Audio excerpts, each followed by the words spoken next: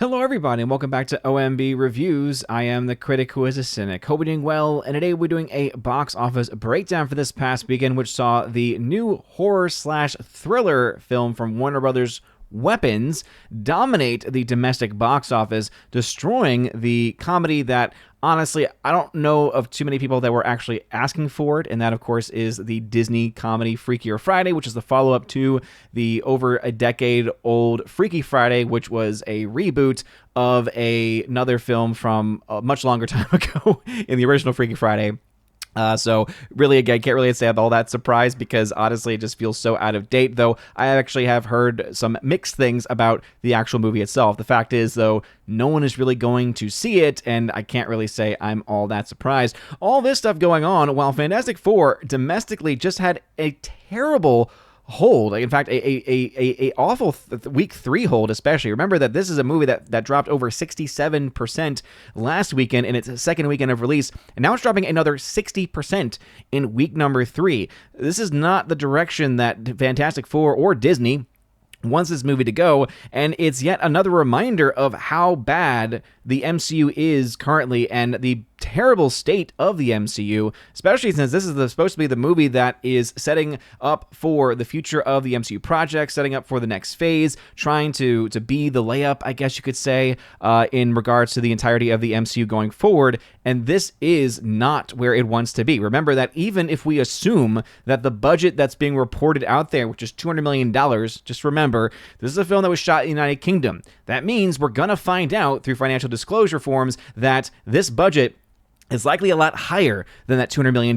Remember, Disney is notorious for floating out false numbers when it comes to their budgets, and they've actually usually spent a hell of a lot more. Remember that all the other previous MCU films that have shot in the United Kingdom, where we've gotten that kind of transparency, that's really something we don't have, unfortunately, here in the United States all that much. So again, not that there is that much better in the United Kingdom than the United States in general, but when it comes to this, they definitely have something right here.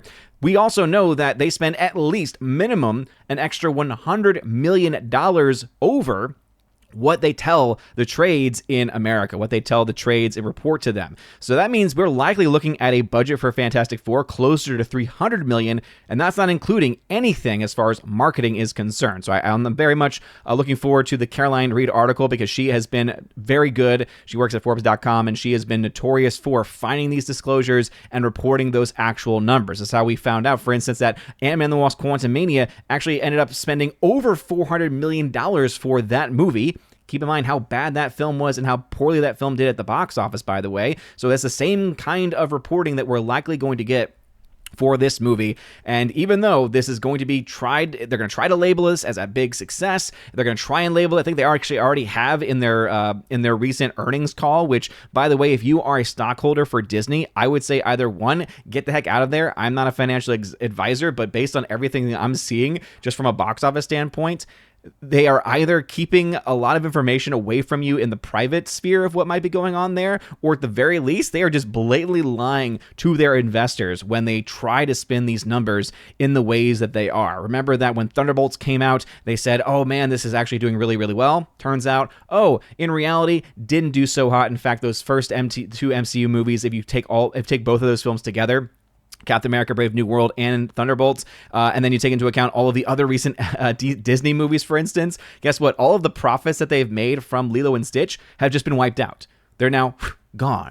It's like fairy dust, right? It's disappeared. So this is the state of things at Disney right now. I would say get out of there. And also, I would say if you have the opportunity to hold Disney financially responsible or legally responsible for lack of fiduciary responsibility or just for lying to your faces, I would say take those actions if they are available. Consult a lawyer, please, as I am not one, but it just honestly surprises me that they can get away with this, right? They can, again, put these fake numbers out there, try to make things seem better than what they actually are, but the reality is that not only are their films doing bad, even with those reported numbers, it's actually a lot worse when the reality of the situation comes to fruition. So just going into these numbers, though, let's first talk about the huge success of the weekend, which, of course, is Weapons from Warner Brothers. This is the horror thriller film that a lot of people have very much been praising. I myself thought the film was decent. I think, honestly, the movie it tries to be smarter than what it actually is. By the end of the movie, especially with all the chaos that happens, try to stay spoiler-free, of course, what you ultimately realize or are left with is a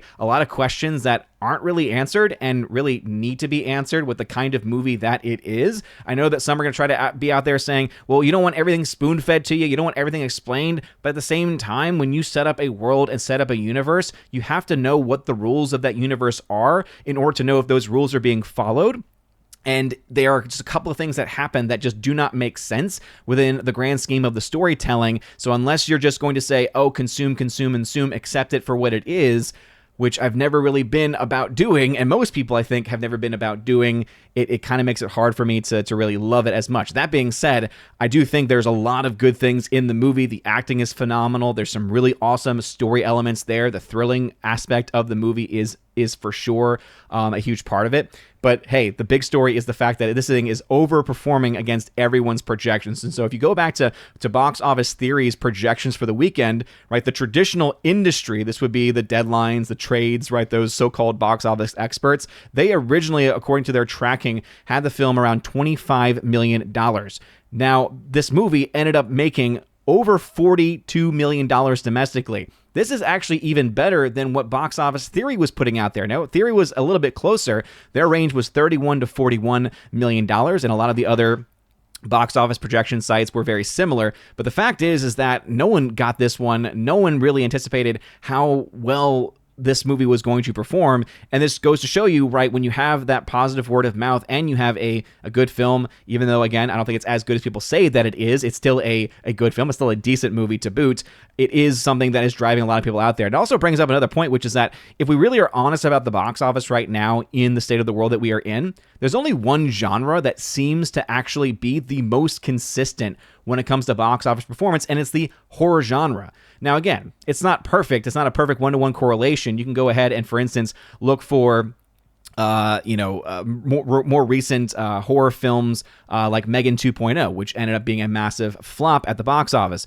But even that one tried to be a little bit more of an action movie than a horror film. When it comes to the traditional horror films, especially since their budgets tend to be a little bit more tame, those have been almost universally the most successful. Even a film like I Know What You Did Last Summer, even though that movie's not making a boatload of money in comparison to some other films that we've seen, for what its budget was and for the kind of movie that it was still successful. So I think it says a lot about the current state of things when only horror films are the most consistent genre when it comes to box office performance and most especially profitability, being able to make your money back theatrically. It just is something that maybe some of the audience or maybe some of the studios need to start paying attention to a little bit more, but also something that the theaters themselves might also need to pay attention to a little bit more as well, as far as the kind of movies that they give preference to, because as much preference as Disney movies still get, it's very clear that they're just not really driving out the big portion of the audience-going populations based on the numbers that we are seeing here in front of us. Again, I personally would like to see that change happen, but again, I'm just a guy on the internet talking to a web camera. So the number 2 film of this weekend is actually a Disney film, Freakier Friday. That's right, the Lindsay Lohan movie from over a decade ago. They made a sequel, and it did about as well as I thought that it was going to. $29 million is what's being reported as of right now. Going into the weekend, the projections were between $29 and $36 million to the Box Office Theory. The traditional tracking had that one at $25 million as well, but again, that traditional tracking is mostly garbage. So the fact is, though, this came in at the bottom end of the Box Office Theory range, so that's not a good start for this movie. Didn't do a whole lot internationally as well. And so right now, this film not looking to be very profitable, though the film did cost very little, I think about $42 million to make. So it doesn't have to make too much worldwide to break even. But this is definitely not, I think, a great start for them. And hey, it's a Disney film, at least being distributed by Disney in this way. And again, another very badly performing movie for Disney. Not nearly as bad, though, as the number 3 film of this weekend, which is Fantastic Four First Steps. Look at that drop-off, 60%. That's right, a 60% drop in your third weekend of release. It's already bad enough when you're dropping 67%. All right, that's bad in general. For an MCU movie, that's actually not the worst that we've ever seen.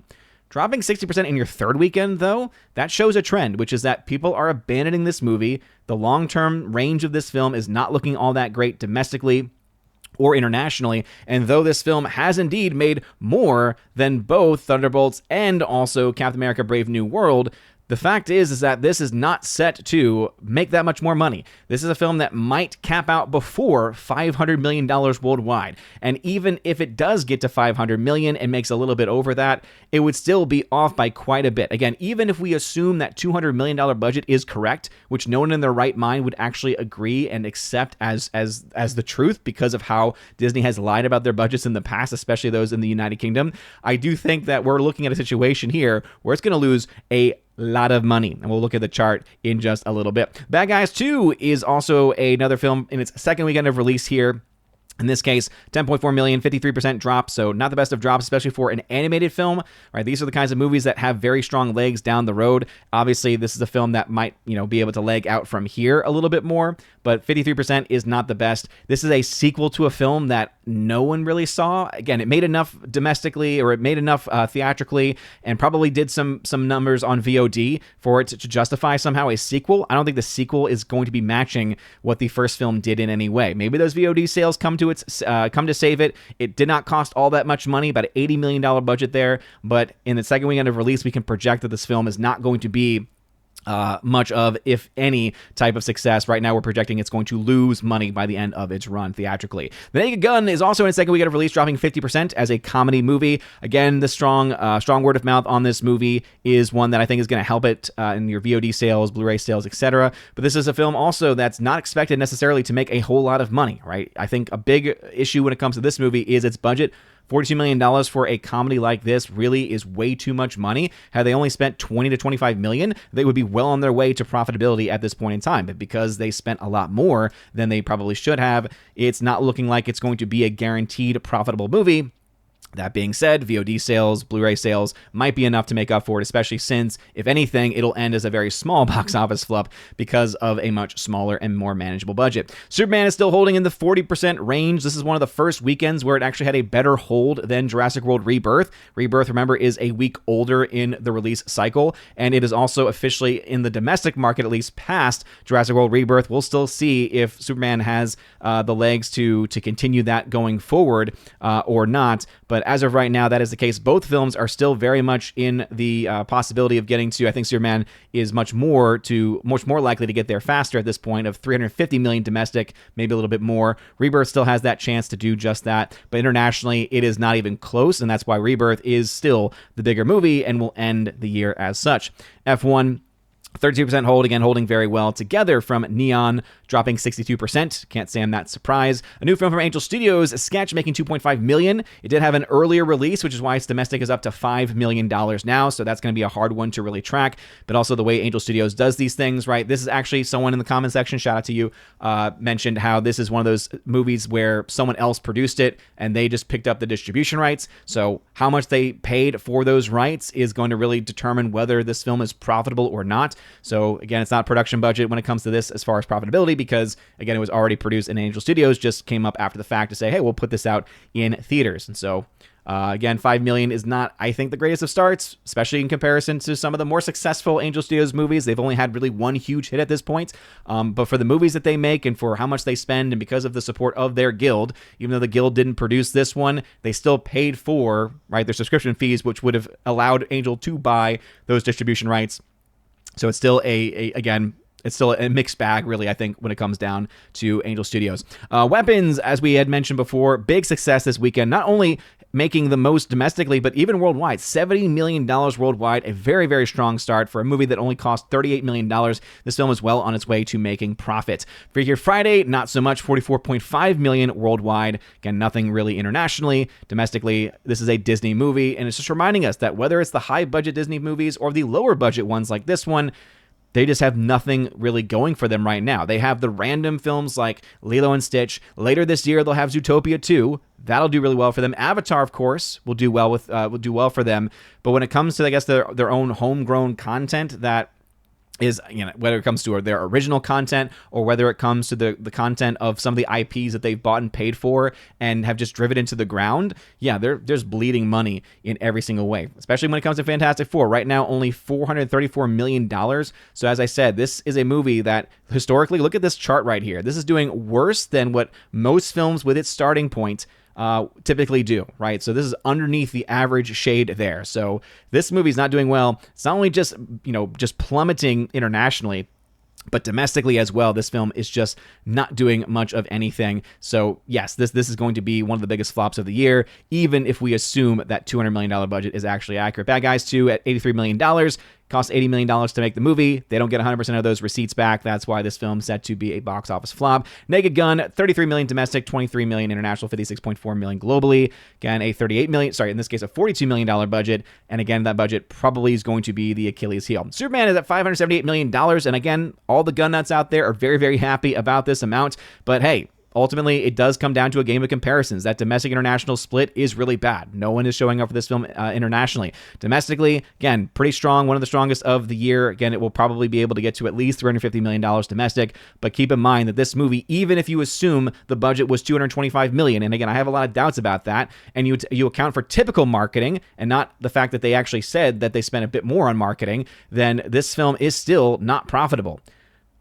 You may not like that, but that is just the way that it currently is based on the numbers that are in front of us. Jurassic World Rebirth is almost at $800 million, like right on the cusp. So it's going to end between $800 and $900 million, just as I've been saying now for a while. Sketch, only $5 million domestic. Let's go to the charts because we love charts here on OMB Reviews to wrap the conversation up. And so we can, as I've said before, make some projections. We have the second weekend totals for Bad Guys 2.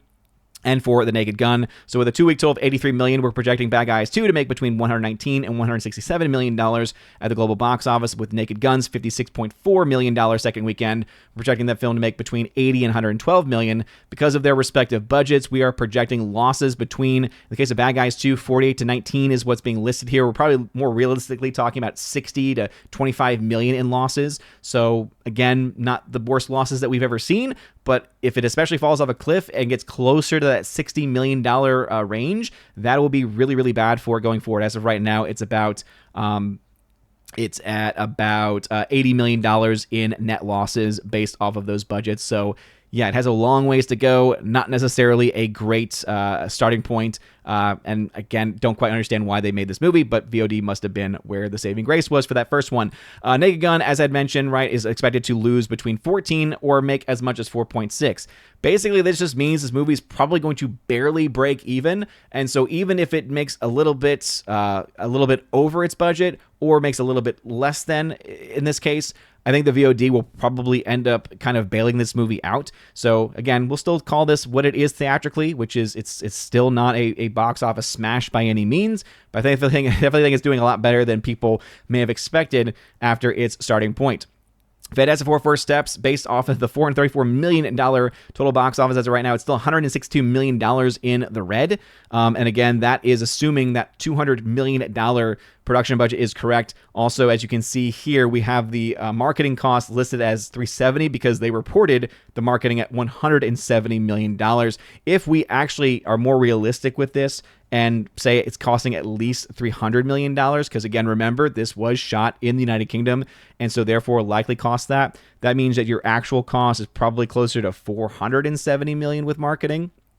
And that would mean, yeah, we're looking at a much worse situation, probably closer to $262 million in losses. That just shows you how much of a difference that can make and why those budgets and accurate reporting in those budgets is so important. So again, Disney is going to try to run with certain numbers. They're going to try and say that things are a lot better than what they actually are. But based on everything that we're seeing in front of us right now, and because of how bad these holds have been week to week, this will probably be a chart breaker in the negative direction. Whereas initially I said, hey, there's a chance for this film to make profit. Because this film is not seeing the holds it needs to, not only internationally, but especially domestically, yeah, this film right now is set to lose a lot of money for Disney, and this is before we even have the real budgets and marketing costs for this. And so those are the numbers as they stand. What are y'all's thoughts? Obviously, there's a lot of other things on here. Superman, as I'd mentioned, hey, even if you assume that $225 million budget, right, if you would take into account the marketing that's been reported, you're still looking at $57 million in net losses.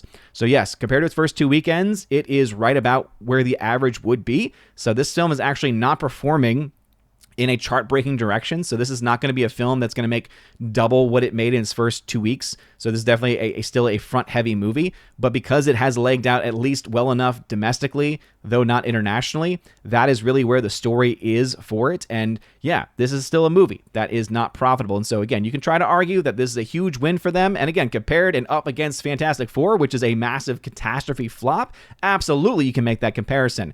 But when you compare it to even other films from this year, Jurassic World Rebirth, for instance, which is at $88.6 million. And again, that's also assuming that their budget is correct.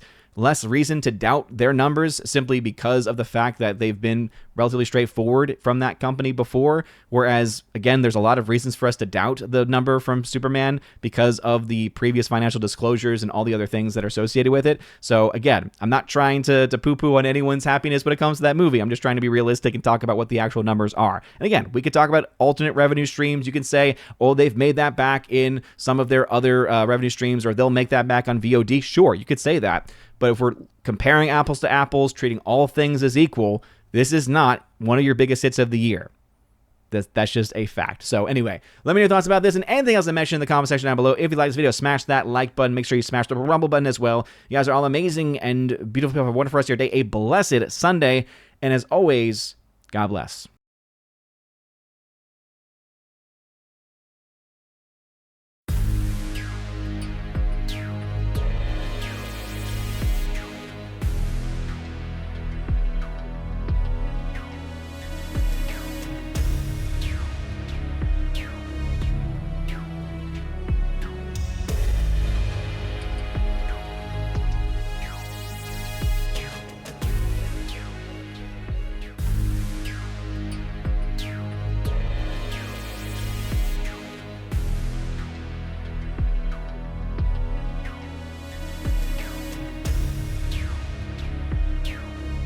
And now for a huge special shout out to all of my Chosen of Valhalla members, starting off first with my people on Patreon, Father Luca Illick and Miss Martin Muses. Check out her YouTube channel by the same name, Miss Martin Muses. Also to my Subscribestar people, Matt317. Check out his Twitch channel by the same name, Matt317. And lastly to my YouTube member, Mr. Roy. Shout out to you, good sir. And if you want your name shouted out at the end of every live stream and video, check out the top link in the video description below where you get access to that. Also, you get access to a plethora of other things. You get your name listed at the end of every live stream and video, like you saw in those names that came up before this video started. And also access to a giveaways channel that I host over on the Discord server where I give away 4Ks, Steelbooks, Blu-rays, all kinds of stuff. So check that out if you're interested in that. Also, I have an exclusive podcast that I hold at least once a month, and it's always a good time, and you get extra bonus content with that also. So if any of that sounds interesting, again, check out that top link in the video description below. You guys are all amazing and beautiful people. Have a wonderful rest of your day, and as always,